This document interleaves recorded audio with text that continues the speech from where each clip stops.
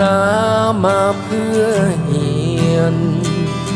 อยากอ่านเขียนเฮียนหูเรื่องวิสามีอนาคตที่ดี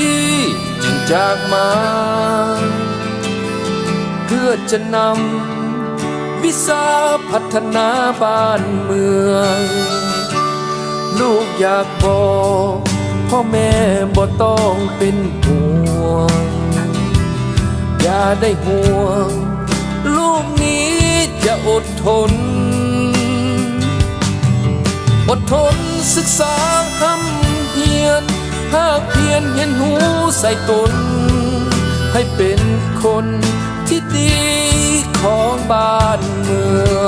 งห้องเอิ้นสั่งพ่อแม่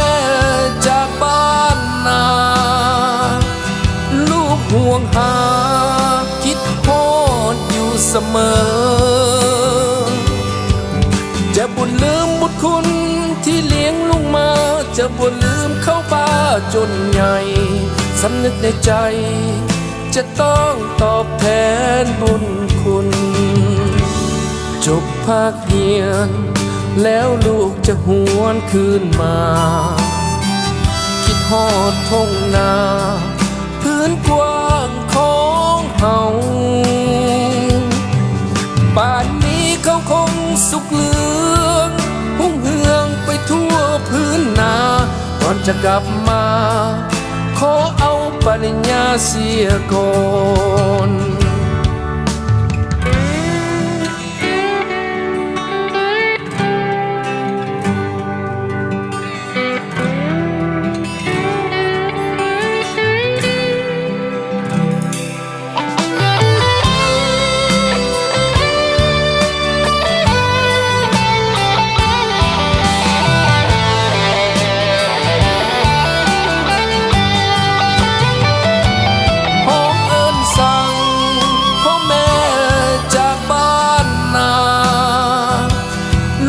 ห่วงหา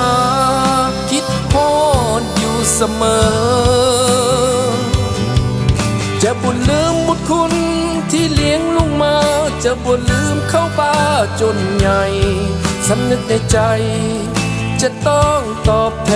นบุญคุณจบภาคเรียนแล้วลูกจะหวนคืนมาคิดฮอดทุ่งนาพื้นกว้างของเฮาป่านนี้เขาคงสุขเหลืองหุ่งเหืองไปทั่วพื้นนาก่อนจะกลับมาขอเอาปริญญาเสียก่อนลูกจะกลับมาเมื่อการศึกษาสำเร็จขอสัญญาจะกลับมา